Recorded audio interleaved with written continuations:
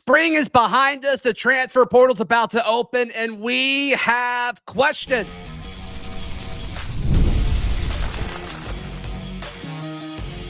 You are Locked On Auburn, your daily podcast on the Auburn Tigers. Part of the Locked On Podcast Network, your team every day. Yes, welcome on into Locked On Auburn, your daily Auburn Tigers podcast. I'm your host, Zac Blackerby, and thank you so much for making Locked On Auburn your first listen every single day. Joining us as he does every single Charlie Tuesday. Happy Charlie Tuesday to all who celebrate. It is the Kyle Rush, message board legend, Charlie 5 himself. You can find all this stuff over at thebarnauburn.com. Are there positions of concern for Auburn's point of view when the portal opens up on Wednesday? What positions are kind of in this must-add territory? But I want to start with, we've heard some chatter about this, Auburn adding a pass rusher. And then Hugh Freeze was asked about what positions are you interested in after the 8A practice on Saturday. And he kind of danced around it. And then he said, you can't ever have too many interior defensive linemen as well as a pass rusher. It's like, okay, that's interesting. And so you and I talked about a little bit Sunday night, Kyle, and then I've been thinking about it a lot since then. What does adding another pass rusher look like? Because Kieron Crawford, Chris Murray, two seniors, and then on the defensive end side of things, like you feel good about Keldrick Falk and Amaris Williams. They're recruiting a million edges right now. So what does that look like? It's just an interesting discussion to think, okay, if they have specific criteria in mind for a pass rusher, it leads me to think it's not for this season, but it's for maybe backfilling if they don't feel like certain guys are where they need to be, or assuming Keldrick Falk goes to the league after next year, you're losing Kieron, Chris Murray, and Keldrick, and then you're left with just a bunch of underclassmen. It has to be the latter. It has to be that. It has to be that. It's wild, man, that would just, like you said, when Hugh says things, typically you can take it as a hint is that's the direction that we're going to go. Sure. And it was no hint. Like he said it basically black and white. He said pass rusher or interior defensive lineman. We only have three guys or four guys listed as buck, which is that outside linebacker, stand-up pass rusher, whatever you want to call it.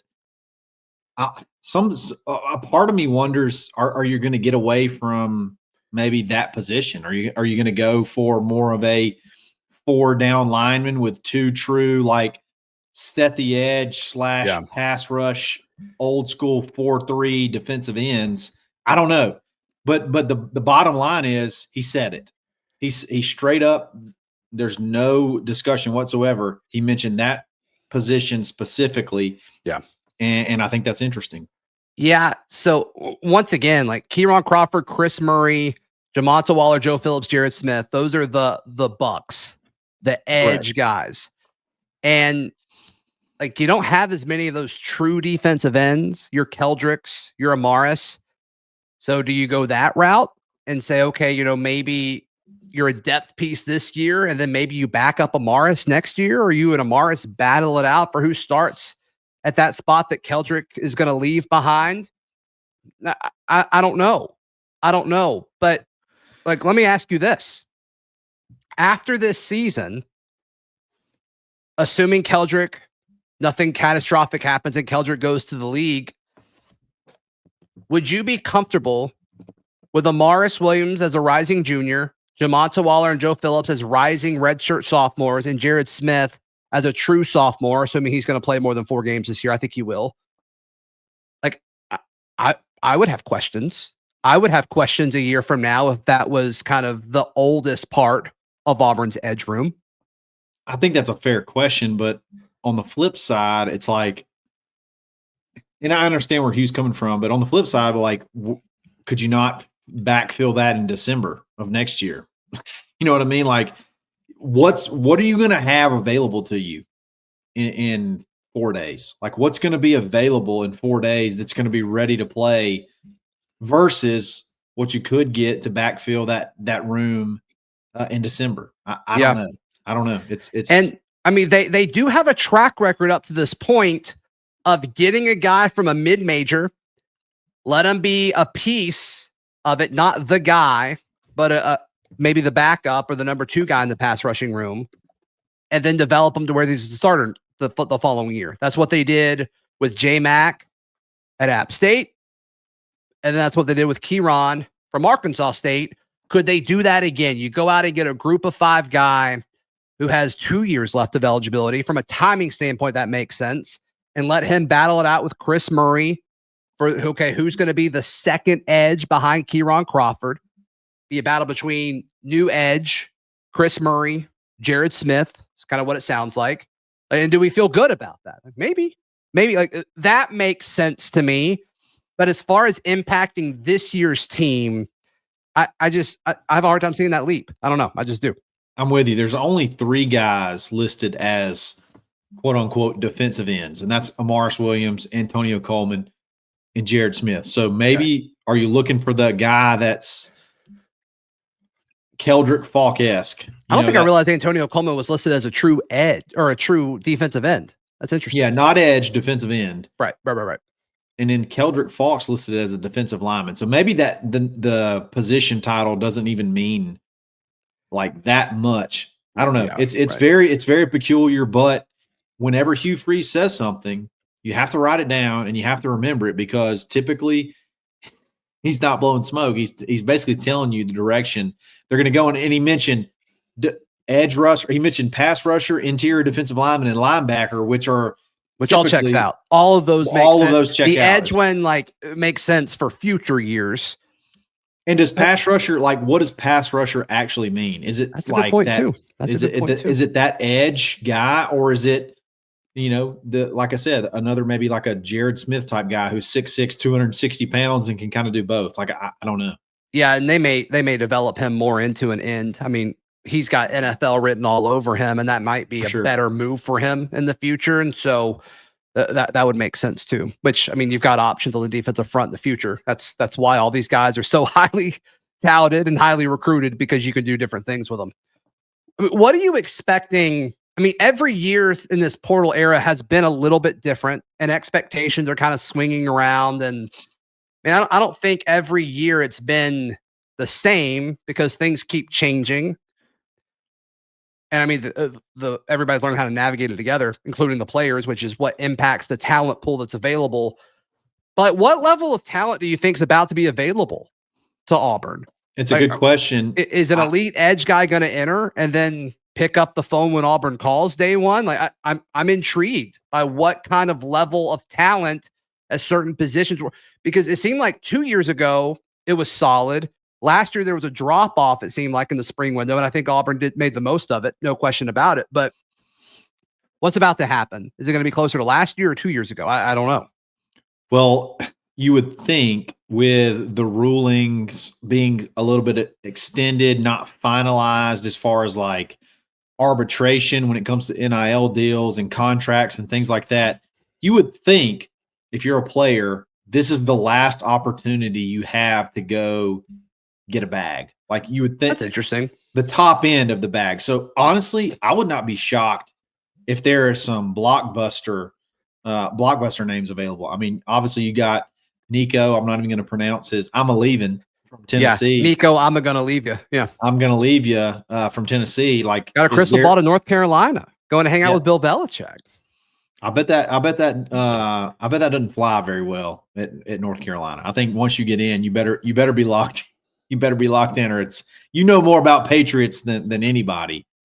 Yeah, I mean, I'm a little surprised by it, but I mean, Belichick took in guys with the Pats that were culture questions, and you never heard an issue again. So, has he built that in North Carolina already? No clue. I just wonder if there's going to be some folks trying to get that last chance at getting their biggest college bag possible, and some really good talent be available. Yeah, no, it's an interesting question.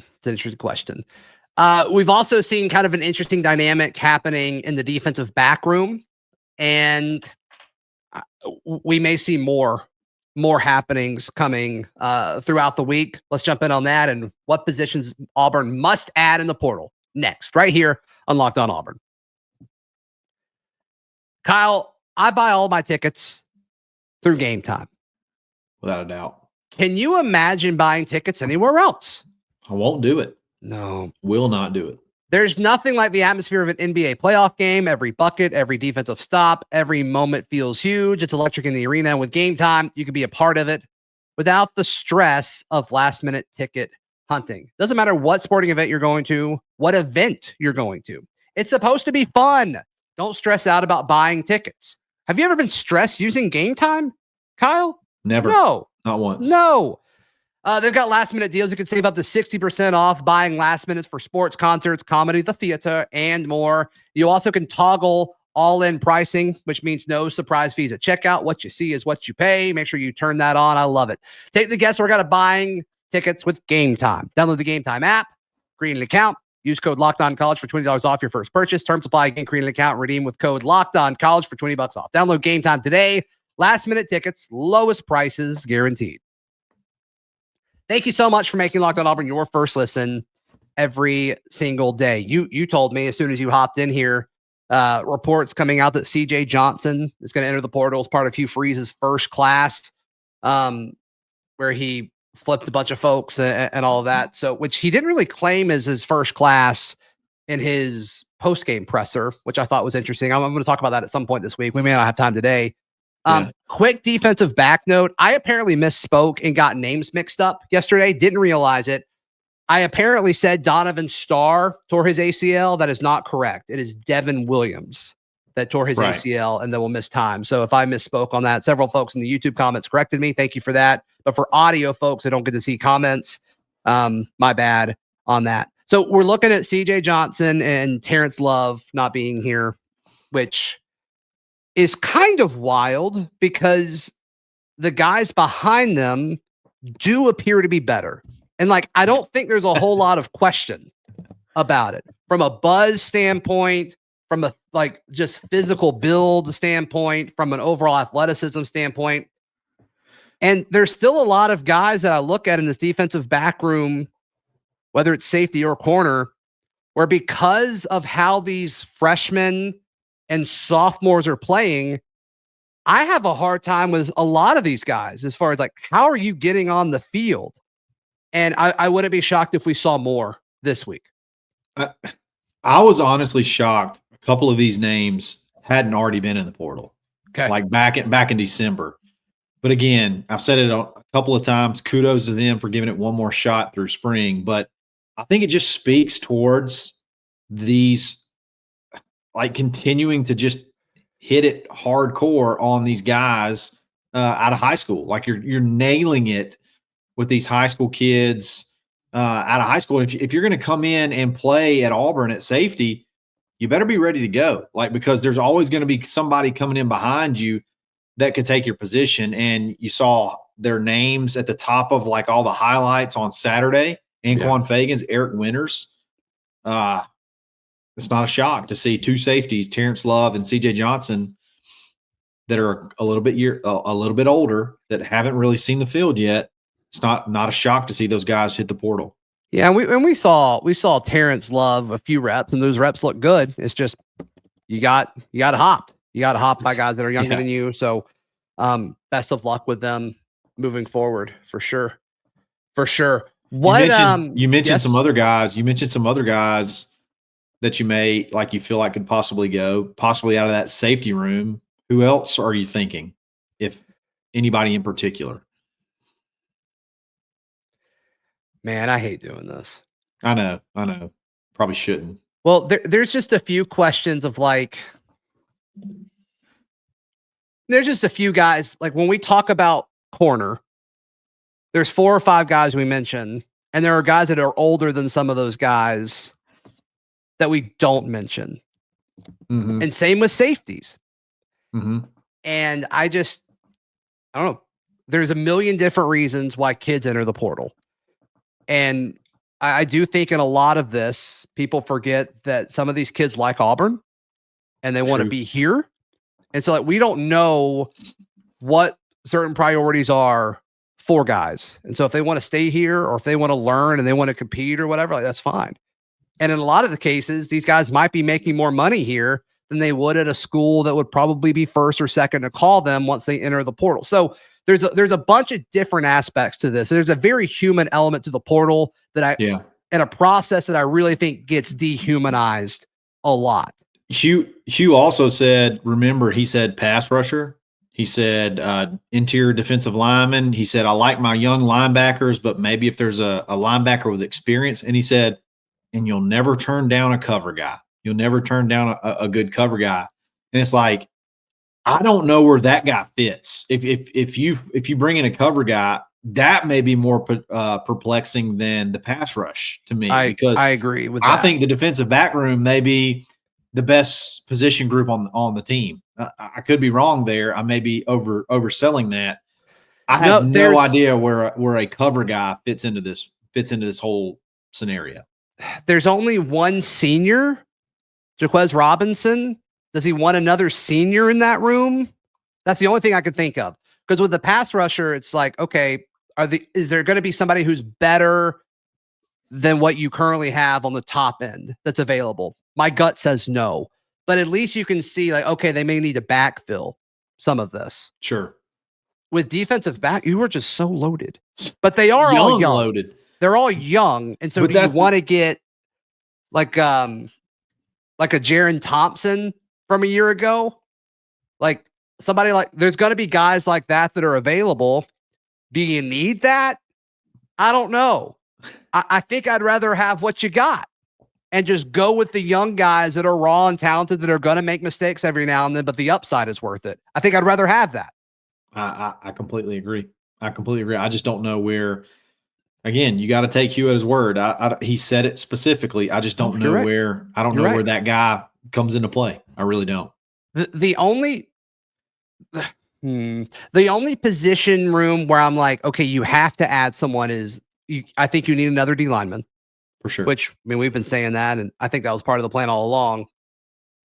Is there another room where you're like, you've got to add somebody? It's so funny. It's so funny that you asked that, and I'll expand on this in just a second. But I think maybe linebacker, like Hugh said, is the only other position, and just a guy that's got a lot of experience. Just because you've got a bunch of you're so talented. You don't have a senior linebacker on the roster. I do not believe. Yeah. You don't. So that would be one that I would think. Let me ask you this, Zach. I wish we could clone Dorian Maiusi and put him on this roster. Seriously. That would be perfect. He'd be the perfect addition. Let me ask you this. Which side of the ball do you feel better about? Offense or defense? Okay. Defense. Is it not hilarious to you that Hugh straight up said he named like 4 positions on defense, and then he said, as far as offense, I think we're set there. But my concern on offense isn't personnel related. Fair. He said we're set, but he that's what he said. He said, I think we're set on offense, but he named like 4 positions on defense, and it's like, man, all those positions you just named, I feel really good. About. You feel good until somebody gets hurt, which will happen. There's going to be a ton of front 7 guys, even if you don't miss. Even like, I'm not talking about a torn ACL, but I'm talking about a guy who misses 3 weeks. Like that happens all the time with front 7 players. And so, like, I feel good about the defensive line unless Malik Blockton misses 3 games. Then I'm really concerned. Concerned, yeah. So yeah, you need other guys. You need a Philip Bleedy or somebody like that to that can maybe give you a few different spots there. And if you can find me a Philip Bleedy again, I'm ecstatic. I think that's the perfect. I think there's a lot of Philip Bleedies out there. I think you're probably right. You just got to find the right one. I think Philip Phil's Bleedy, great. I talked to Phil 2 or 3 times. He's been on the show, like super great guy. But like I think there's a lot of experienced guys that maybe are those journeymen in college, because we have that now. We have journeymen in college football now. But like I think there's going to be a lot of those available. I'm with you 100%. Maybe at all these positions we're talking about, maybe that's what you're trying to find is that journeyman guy. Yeah, and like if I'm a journeyman linebacker or safety in this scenario, I'm looking at this though, and I'm like, if I'm on like my 3rd school and I'm just an average, and this is it, starter, this is it. And I look at the linebacker, if I'm a linebacker and I look at Robert Woodyard, DeMarcus Riddick, DJ Barber, Elijah Melendez, I'm like, I'm not positive I'm playing over them. And then you don't get me started with safety or corner. You know how I feel about that. So I just, if I'm a linebacker and I'm a pretty good linebacker, I feel pretty good about my chances. I'm like, man, I got a shot to go to Auburn and play in the SEC. And all I've got is a bunch of guys that don't have any experience. I like my chances there. If I'm a DB, I'm going as far away from Auburn as I possibly can. Like you feel good about a veteran linebacker coming in and winning playing time.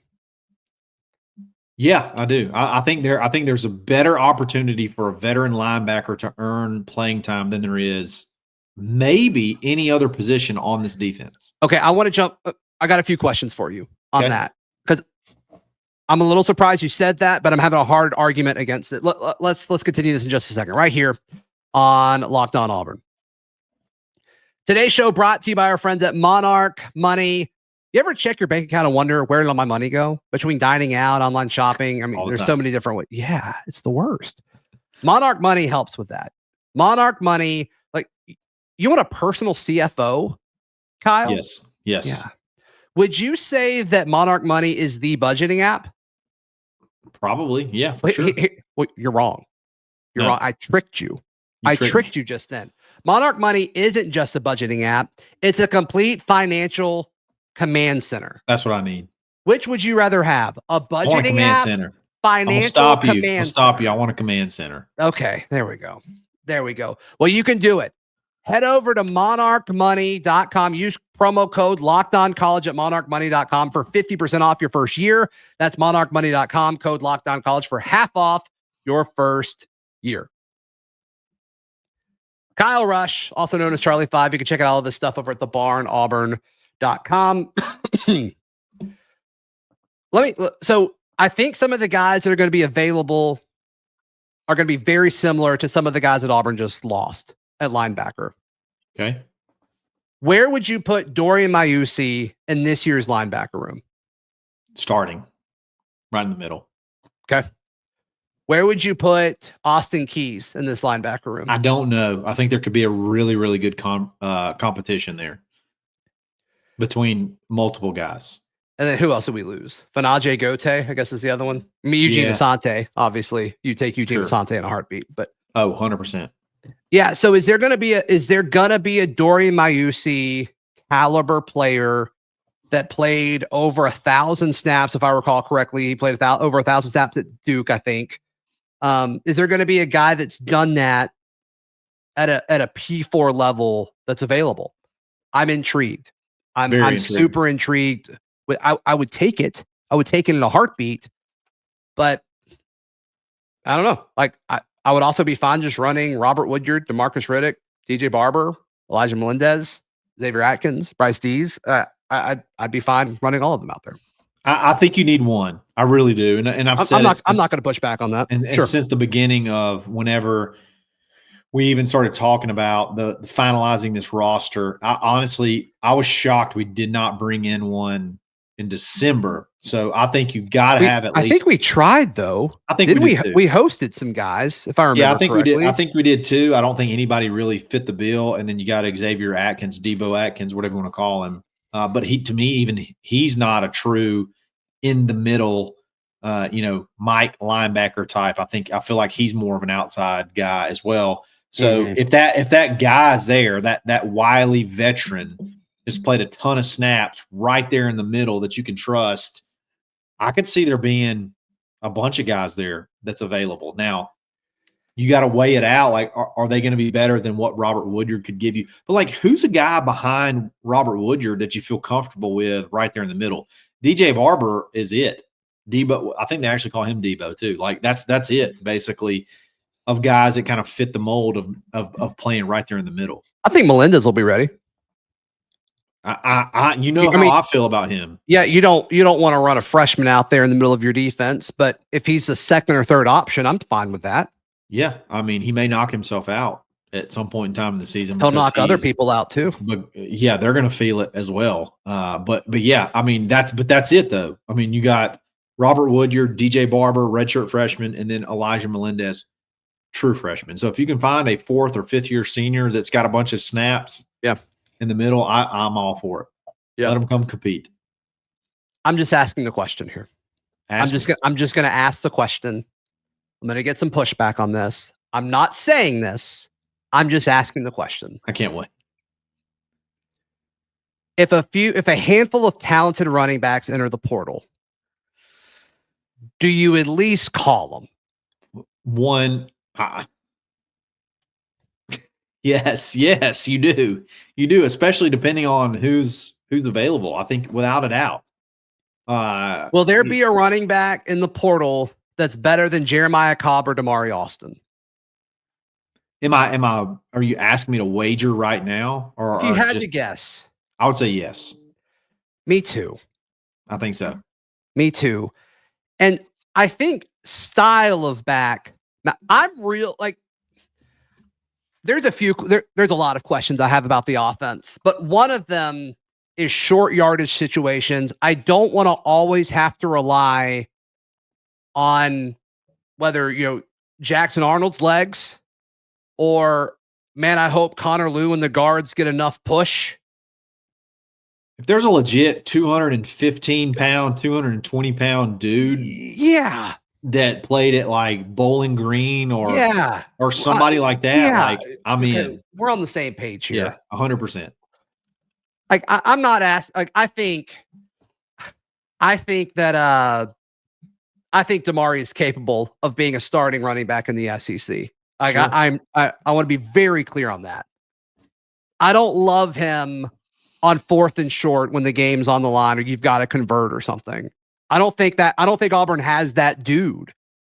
I don't either. And everybody's like, oh, well, Darrell Robinson's coming. I'm like, they're the same size. Darrell's taller, but they weigh the same.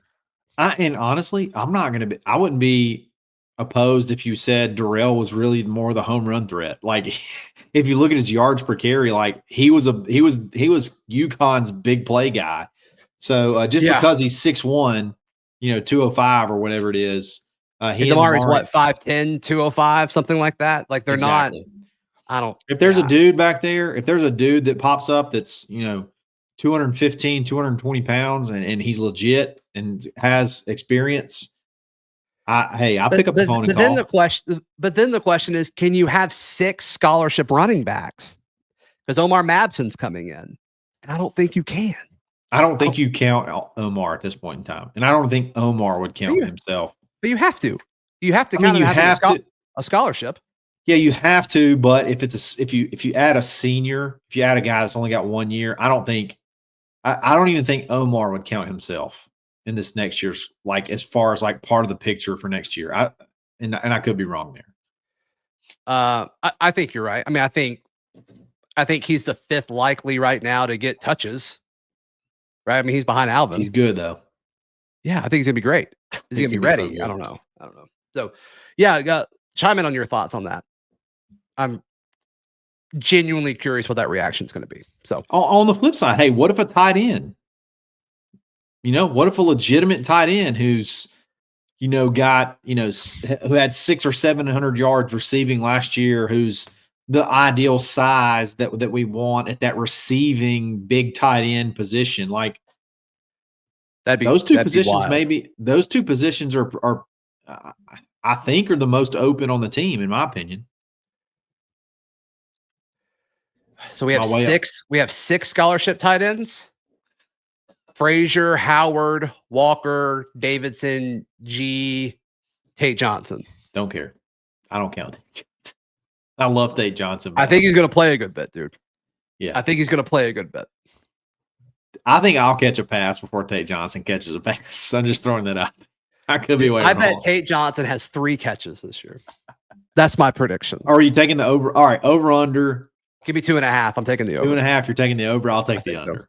If it's 3.5, I take the under. I think it's 3. 3. Okay, I'll take the under. That's fantastic. But he's still going to play. Like he's still going to. I think he's going to play a good bit. Oh yeah, totally. So. No, 42, whatever his number is. It's going to be 40 something. That's fine. That's fine. All right. What else going on in your world? Tell people how they can check you out. Absolutely. You can find me on Twitter, obviously at _Charlie_5. It's right there at the bottom. And then you need to sign up for the barnauburn.com. Yes. Take $25 off your annual membership. And if you've ever dreamed of starting a podcast or being on a podcast. We got Friendship Fridays every Friday. We're booked through June. Sign up and you can be a part of it. Jump on the Top Button Podcast as a guest on a Friday. So fun. It's been a hit. We've done 4, and Zach, I'm honestly concerned because all 4 of them may be better than both of us. They've all been. Oh, I'm sure they are. They've been a blast, and I don't expect it to stop anytime soon. So I'd love for you guys to jump in and be a part of it as well. Absolutely.